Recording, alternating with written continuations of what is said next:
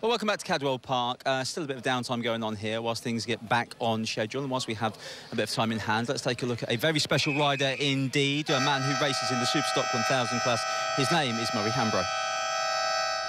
Everybody who comes to race at Cadwell has the mountain to climb, but compared to this guy, not so much really. Murray, tell us your story. Well, basically, 9th of December 2010, I was on tour out in Afghanistan, and I was a vehicle commander on a Warthog. My vehicle triggered an IED, and which then propelled me 40 feet in the air.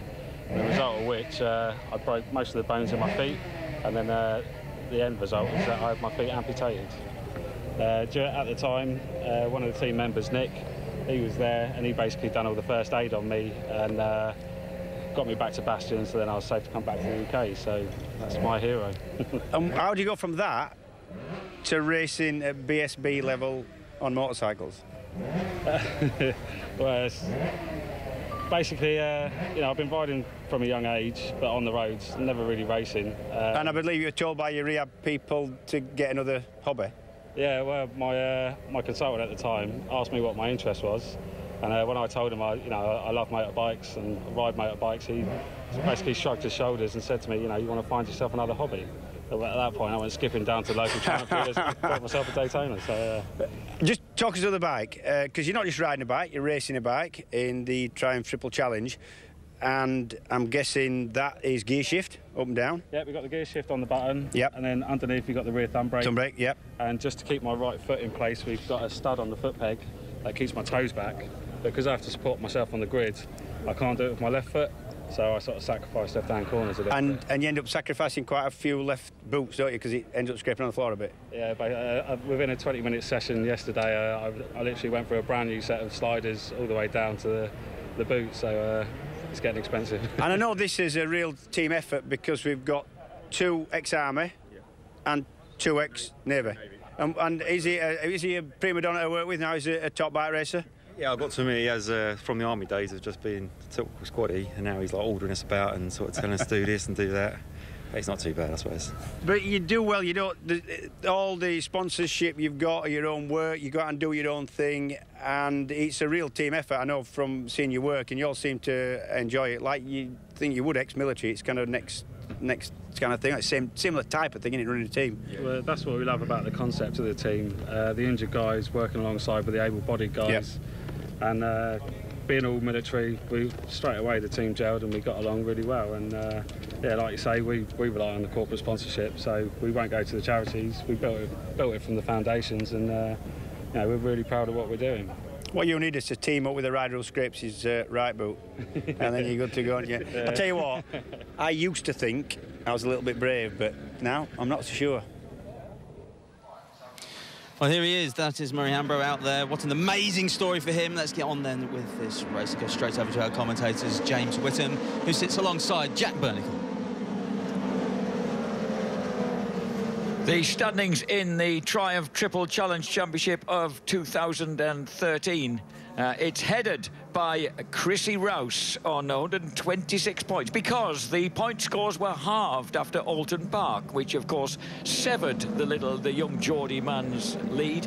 So he decided he'd need to go out and win a race yesterday here at Cadwell Park, which he did. So he added to his victories at Thruxton, at Alton Park, at Snetterton and at Brands Hatch Grand Prix, and won yesterday. So even with the halved points, he maintains a 46-point advantage over South African Philip Atkinson, who is level with Freddie Pett, the winner of the opening 2 races in the Brands Hatch Indy Circuit, and 5 points ahead of the 3rd place man yesterday, Alex Alicia of Spain, who is just ahead of the man who starts on pole position, and that's Charlie King. Just turned 17 on the 2nd of August. Charlie, the young man from Galston, just outside Great Yarmouth, on the Pressure Integrity Racing team. He starts from pole position after that fastest lap yesterday. Stratstone Racing's Chrissy Rouse, the championship leader, is 2nd. Tom Ward Racing's Tom Ward is 3rd on the grid. 2nd row headed by M40 Triumph Dales Racing's Freddie Pett, from BCN Racing's Alex Alicia, and Qingdao WK Bikes Pure Triumph Philip Atkinson. 3rd row of the grid, Tom Oliver Racing, Tom Oliver. And then T3 Racing's Luke Shelley, ahead of SP Racing's Scott Pitchers. And on the 4th row of the grid, Littlewood Racing's Dan Hellier, ahead of Jesse James Jones Racing's Jesse Jones. And then the Motorcycle Sport and Leisure magazine-backed Ben Miller, number 78.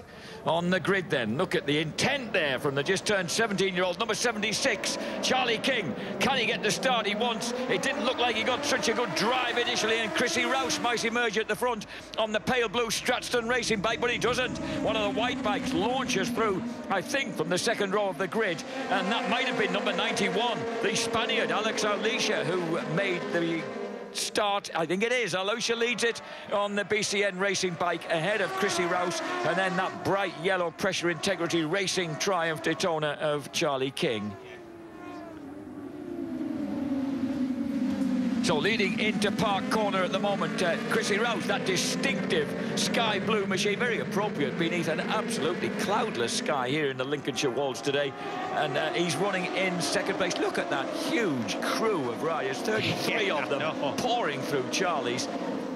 And down the hill, the lead has been taken now by Chrissy Rouse. And look at the pressure being put on by Charlie King. He's looking for that 2nd place, the tall East Anglian from Great Yarmouth. Oh, not so easy on the first lap to get 35 riders through that little chicane, I've got to say. And Chrissy Rouse looking thoroughly determined already as the Geordie student, A-level student, launches across the mountaintop. He leads the way through Hall Bends. And a good start also for Philip Atkinson, a veteran of this class. They're running there, I think, in 3rd place. They're steady on, boys. Charlie King went very deep in at the head, and it cost him. Well. Yep. He's going to lose 3rd place, I think, and it is number 121, I beg his pardon. It's Tom Ward who launches through. Tom Ward, number 121, gets the better briefly of Charlie King, who swoops back round the outside, and then Ward gets mugged as he goes into the uphill left-hander by Freddie Pett. And then gets back in front of Freddie Pett.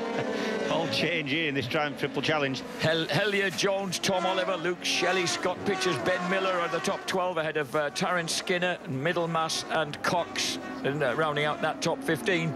But at the front at the moment, a handy advantage for Chrissy Rouse, where the man in 2nd place will be looking to try and run him down. I beg your pardon, the man in 3rd place, Charlie King, there he is. He's got Alicia ahead of him and Chrissy Rouse in the lead. So quite a lot of work for Charlie King to do. Pett and Atkinson still at each other's throats. Going at the end of the straight there, swapping places. As they go through Mansfield and into the chicane. The battle closing up now for the podium spots, because number 91, Alex Alicia, finds himself under a little bit of pressure now from the aggressive number 76, Charlie King. Oh, King is very conservative across. I say he's aggressive, and then he just sits her down over the mountaintop, Jay. Yeah, and the funny thing is about King, he's actually, Charlie King, the yellow bike there, number 76, he's actually the least aggressive person in the world when you meet him in the paddock. And it always amazes me that sometimes that's the case. You know, you get these meek and mild and kind of very polite lads that won't say boo to a goose in the paddock. They get on the bike and they turn into a different person altogether when the visor's down. Charlie King there then running in 3rd place behind Chrissy Rouse and Alicia, with Tom Ward, Freddie Pett, Philip Atkinson, Dan Hellier all lining up behind him, trying to get in the push for a rostrum finish. And they've closed the gap slightly. Fastest man on that lap, 1:33.329. It's nothing like the speed of yesterday. I don't know whether the extra heat has anything to do with that, but Charlie King set a new lap record yesterday of 1:32.977. The only man who's ever got one of the triumphs in this series round here at under 1:33. He's not going quite that pace, because Chrissy Rouse at the front with a 1:33.329. There he is, number 55, leads the way downhill to Mansfield. Yeah, it was certainly a little bit cooler, track temperature anyway, because there wasn't as much direct sunlight on it. And it's the sunlight directly on the track that warms it up. If there's a little bit of cloud at all, even if the ambient temperature isn't much different, the track temperature depends more on sunlight than it does on actual ambient temperature of the day. Well, we've certainly got plenty of sunshine. You just have to step out there now, and it's absolutely... It's kind of it's that sort of stuff that instantly make you feel the burn on your skin when you get out under it. I reckon there'll be a fair few pink people out there by the time today is ended. And now right on the back wheel of the Spaniard is Charlie King and Tom Ward and Freddie Pett. Not to mention Philip Atkinson on that distinctive South African helmet. Or rather, underneath that distinctive South African helmet. And Dan Hellier running behind them, of course, has also enjoyed some success during the course of this championship. He had 3 successive second places, 2 at Snetterton, 1 at the Brands Hatch Grand Prix circuit.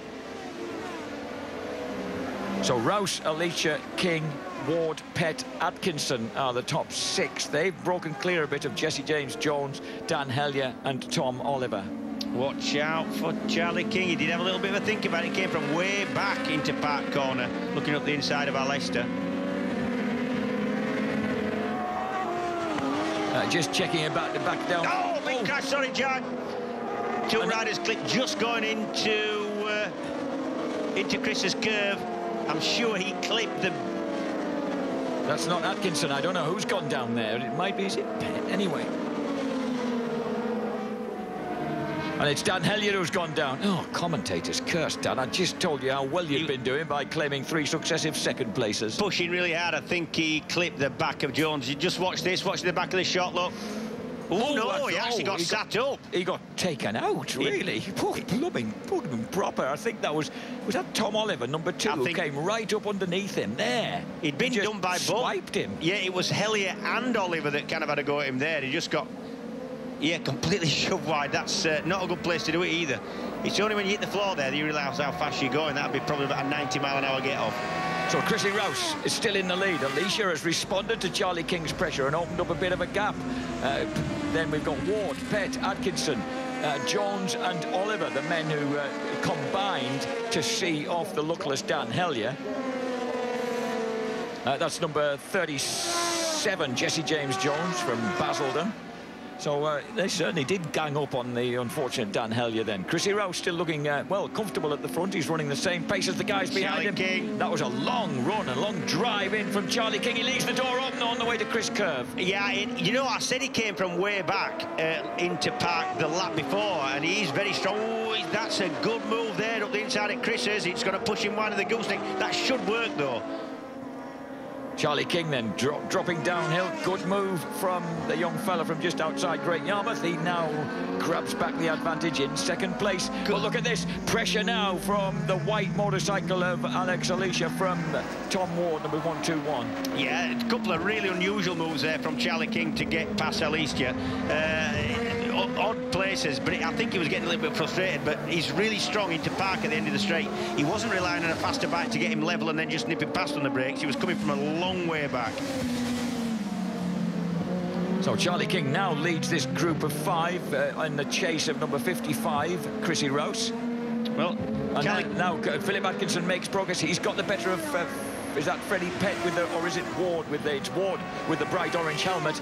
So here comes Alex Alicia, the lighter, smaller man, makes a move up the inside, but doesn't quite work. And a problem there. He had been shedding places, and suddenly there is a problem for Tom Ward, number 121. And he moves offline and puts up his arm to let the opposition know that there's something up with his motorcycle. That's number 121, Tom Ward, on the Tom Ward Racing Tribe from Canterbury in Kent. Yeah, did the right thing getting off track. You don't know that's a mechanical that's fairly, I would say, terminal. You don't know the oil's coming out, fluids coming out, or anything else. You know, you need to get off that track. I'm not entirely surprised that the incident involving Dan Hellier, Jesse James Jones, and number 2, Tom Oliver at Chris Curve is under investigation. That isn't a surprise, is it? It was a fairly harsh move by the 2 of them. It was a bit of a gang-up, wasn't it? And there's some lovely, besides the gentleman that you interviewed, Jed, there's some great characters out in this. You know, there's a 6'6" postman called Gary Beardsley, affectionately known as Big Gaz, riding number 88. He's down in 21st place. He has to have elbow scrapers because he can't help but get his elbows down. He's even taller than Connor Cummins, he told me proudly. All right. A few places behind him in 24th place there's a quiet 17-year-old Scotsman called Russell Brown. And he's come down from just south of Glasgow on the train with his mum, and then met his dad here with the gubbins necessary to go racing. So there's some entertaining and unlikely characters out in this competition. It's a good one. Chrissy Rouse leads it. He's one of the entertaining and unlikely ones. And then in second place, that battle between Charlie King. This is Suffolk versus Spain. And then Freddie Pett and Phil Atkinson. I was going to say that when Charlie King, the man on the yellow bike there, front of that group, got to the front of the group and got a bit of clear space going forward to the race leader Rouse, if he could put anything like the times he did yesterday, he could actually have caught Rouse, but it's Rouse that's responded, just sticking the fastest lap of this racing. So 133.109, very, very close to making himself a sub-133 second man on that lap. And that more positions being swapped as the guys swap paid work, dropping down. This is the battle for 7th place, involving Jesse James Jones, Luke Shelley, Scott Pitchers, Ben Miller, Sam Middlemass, Sam Cox. They're all in there. Don't be deceived by the Kawasaki green. They're all on Triumph 675 triples as they drop down the hill. They're all looking for ways to get through. 2 moves at once made down into Mansfield, cutting up the inside, or rather down the inside. Oh, and then another move made into the chicane. That one was quickly responded to. That was kind of the end of the same move, that, Jack. It was, yes. So number 89, Shelley, has got back in front of number 111, Pitchers, I think. Chrissy Rouse at the front. Tidy little rider, Chrissy Rouse. Just going to say he's got a lovely start. He has, yeah. And he's, you know, he's smiling, happy lad. He's enjoying life, enjoing doing his A-levels. And that's it, 30-8. I think that would be a new lap record, I think. It would indeed. 132.872. A new lap record for Chrissy Rouse, the championship and race leader. As number 71, Kieran Newman, enters the pits. There's the new lap record confirmed for Chrissy Rouse, who's really on the gas now on the 8th of 10 laps. And that's the race leader passing Murray Ambro. And as he flings it right through that right hand, you see from that high position what a long, almost double apex curve Chris Curve is, James. Yeah, it's yeah. an odd kind of structure. The wonderful thing about this circuit is that there aren't any kind of consistent radii bends at all. No, it's a very natural circuit. There's nothing that feels like when you ride it it's been laid out on a kind of drawing board. Ooh. That's a Spanish rider. Oh, and he grabbed it back well from that moment, didn't he? I thought that Freddie Pett would have him then. Yeah, it just doesn't feel like it's been laid out on a drawing board with a protractor, you know. It's not.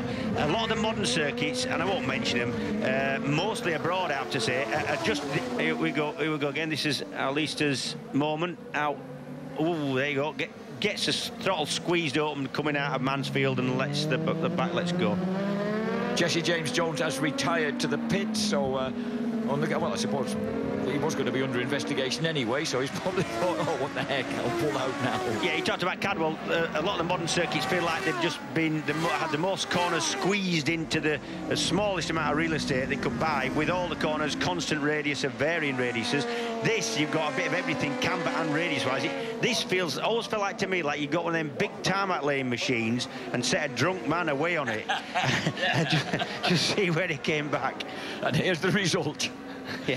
Well, don't forget, back in 1926, Mansfield Wilkinson bought this land for hunting and shooting, really, but his son, Charlie Wilkinson, Charlie was a little more modern in his ambitions, and he formed the Loutham District Motorcycle Club and persuaded his dad to let him run the first meeting in 1934. And I can just remember Charlie Wilkinson being here on my early days of racing and watching in the late 70s, early 80s. Yeah, he used to run this place single-handed. Correct. He took the money going in, and he served sandwiches, and he never let go of the reins, didn't Charlie?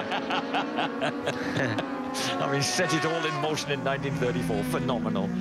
On the 9th lap, out of 10 then, and Chrissy Rouse in the lead. Number 76 there, Charlie King second. 91, Alex Alucia has bing somehow, despite his moments, persistently fending off number 66, Freddie Pett. And that man, number 3, Philip Atkinson, the South African, on the Qingdao WK bikes and Pure Triumph 675. And behind them, Tom Oliver, Luke Shelley, Scott Pitchers, Sam Middlemass and Ben Miller rounding out the top 10. Gary Beasley's up to 18th place. He must have heard me telling you how he scrapes his elbows because he's such an astonishingly tall lad. Somebody probably threatened him with a dog round the back somewhere. They don't like dogs, don't Postman. We've had a sticker on our door a couple of times. And Gary Beasley, the 25-year-old from Chesterfield, then the colossally tall Postman, now almost on the edge of the points. Chrissy Rouse leads it. Charlie King still holding holding rein in second place, and then we're looking back through the mid-pack. You can see there's a fair few scraps still going on. We're on the final lap, and there's still 1 or 2 positions to be decided yet. Breaking into Park Corner.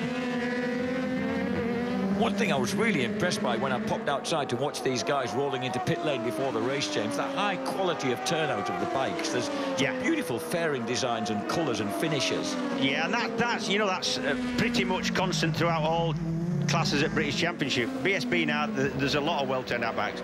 Really is. So flat stick along the base there of the mountain, and then flick it left, and then the drive up that steep face. There's Chrissy Rouse. He is on his way to victory yet again in this class, which would make it, I could have told you if I hadn't lost the sheet, his 8th win of the season. Chrissy Rouse then, the Geordie boy, does it once again for the Stratstone Racing team. He takes the double win here at Cadwell Park, increases in lead in the championship. Charlie King takes a brilliant second place. Alex Alicia hangs on for another podium finish.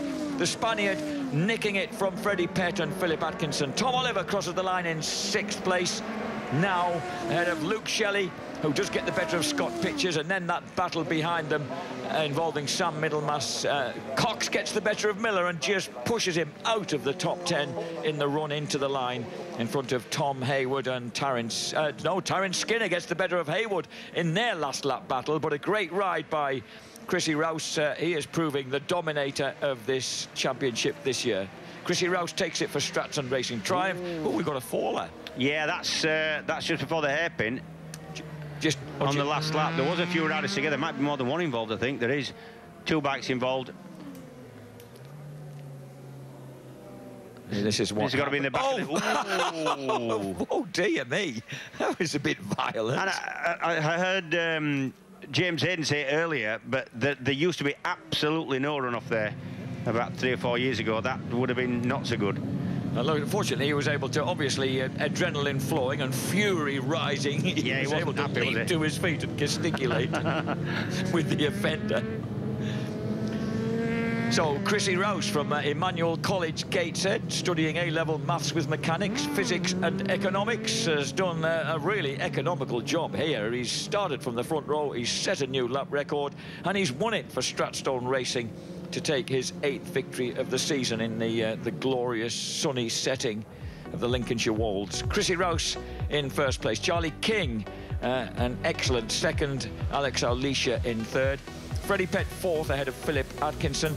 Tom Oliver, well, still under a little investigation in 6th place ahead of Scott Pitchers, Luke Shelley, Sam Middlemass and Sam Cox. And behind them, the rest of the point scorers, Ben Miller, Terence Skinner, Tom Hayward, Dan Fuller and Gary Beardsley, the 6'6" plus postman, makes it into the top 15 from way back in 24th, 25th place. Great ride by him ahead of Taylor, Wood, Corbino, Burdett and Little. The championship standings will make comfortable reading for Chrissy Rouse in the Triumph Triple Challenge. A 2/3 season's distance. He has 151 points, the only man in 3 figures. Freddie Pett is 2nd on 93. Charlie King leaps up to 3rd on 91.5. Just a 0.5 of a point ahead of Alicia and Atkinson. And Dan Hellier is in 6th ahead of Scott Pitchers in 7th. Tom Oliver moves 8th ahead of Jesse James Jones, who pulled out of that race. Sam Cox in 10th. 11th place, Dan Fuller ahead of Luke Shelley and Tom Hayward. Middlemass in 14th place, Corbino 15th. And the rest of the top 20, Taylor Little, Alistair Fagan, Ben Miller and Piers Hutchins. This is how the race unfolded. A little sluggish start there for the man on pole position.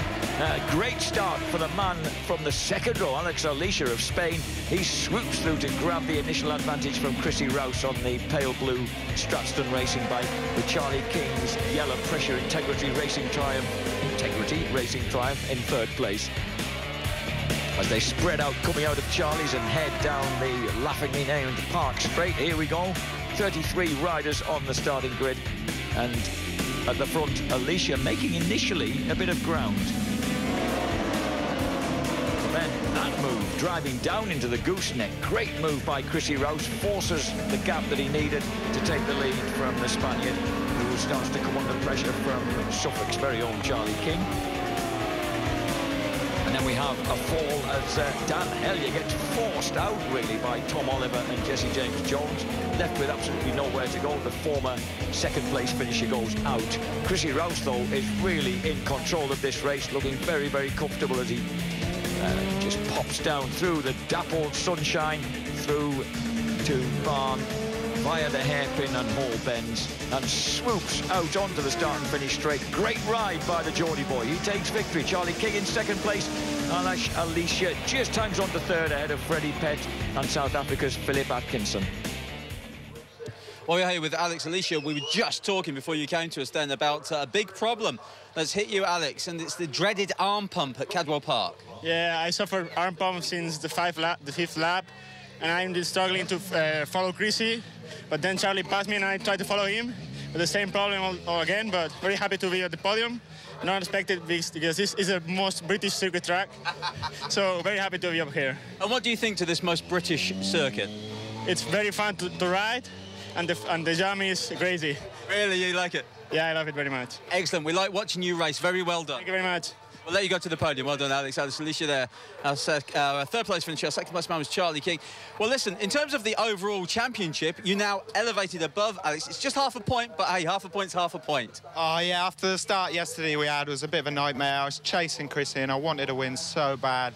And unfortunately, just pushing a bit too hard, I lost it and caused another crash there. But it's a points consolidation today. I lost half a finger basically yesterday, and the top half of my finger, it's just so painful how I've physically done that then. I just can't believe how we managed to pull through. Everyone who rebuilt the bike overnight, everyone. I just can't thank everyone enough. It seems incredible when you talk about your hand injury to then think of what you put it through here at Cadwell Park. It's not an easy day, is it? No, it's just the pain I was riding through then for both my knees, everything. I can't believe what I've just done there. I'm physically shattered and I just can't believe we've managed to pull through. Well, what you need is a nice rest with maybe a bit of champagne to cool down in this heat. We'll let you go to the podium. Well done. Thank you, Tony, and cheers to everyone's help this year. Appreciate it. Nicely done, Charlie. Charlie King there, our second place finisher. Let's listen to our race winner then, Chrissy Rouse. Well, listen, 151 points overall now. You've got a big lead over Freddie. Freddie's on 93, 8th win of the season, double win here. It doesn't get much better, does it? Yeah, it's been going really well recently.